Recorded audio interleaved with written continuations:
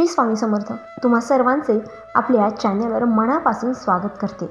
श्री स्वामी महाराजांचा भक्तवर्ग खूप मोठा आहे आणि अनेक सेवकऱ्यांना स्वामींचा अनुभवही आलेला आहे।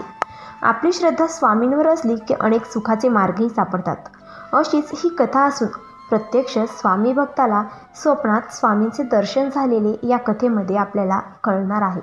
चला तर मग कसलाही वेळ वाया न घालवता आजच्या या छोट्याशा स्वामींच्या कथेला सुरुवात करूया। एकदा एक सेवेकरी खूप संकटात सापडतो, तेव्हा तो त्या संकटातून बाहेर पडण्यासाठी स्वामी महाराजांची खूप विनवणी करतो, परंतु त्याचा त्रास हा वाढतच जातो। असे काही दिवस गेल्यावर त्याची त्या संकटातून सुटका होते व तो मोकळा श्वास घेऊ लागतो। परंतु ऐन संकटाच्या वेळी स्वामी महाराजांनी आपल्याला काहीच मदत केली नाही, म्हणून त्याचे सेवेकडे व महाराजांकडे दुर्लक्ष होते। काही दिवस गेल्यानंतर त्याला एके रात्री एक स्वप्न पडते।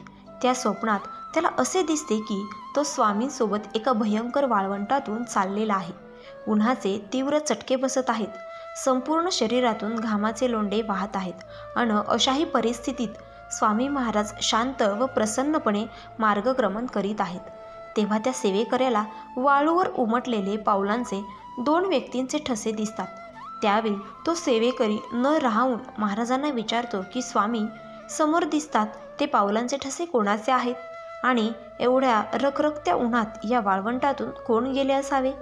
तेव्हा स्वामी त्याला उत्तर देतात की या पाऊलखुणा दुसऱ्या कोणाच्या नसून तुझ्या व माझ्याच आहेत। तुझ्यावर आलेल्या संकटाच्या वेळी मी तुझ्यासोबत होतो याची ती साक्ष आहे। हे महाराजांचे शब्द ऐकल्यावर त्याला खूप वाईट वाटून पश्चाताप होतो। आणखी थोडे पुढे गेल्यावर त्याला फक्त एकाच माणसाचे ठसे दिसतात। तेव्हा तो काहीसा दुःखी होऊन महाराजांना विचारतो, स्वामी, जेव्हा मी खूप अडचणीत होतो तेव्हा आपणही मला सोडून गेलात, त्यामुळे इथून पुढे माझे एकट्याच्याच पायाचे ठसे आहेत ना?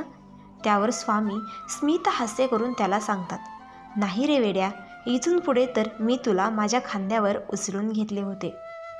स्वामी भक्तांनो, आणि असंच आपल्यासोबतही होतं। आपल्याला आपल्या वाईट काळात असे वाटते की स्वामी महाराज आपल्यासोबत नाहीत, परंतु ते तसं नसतं। स्वामी महाराज त्यांच्या भक्तांना कधीही वाऱ्यावर सोडले नव्हते, कालही नाही, आजही नाही आणि उद्याही नाही।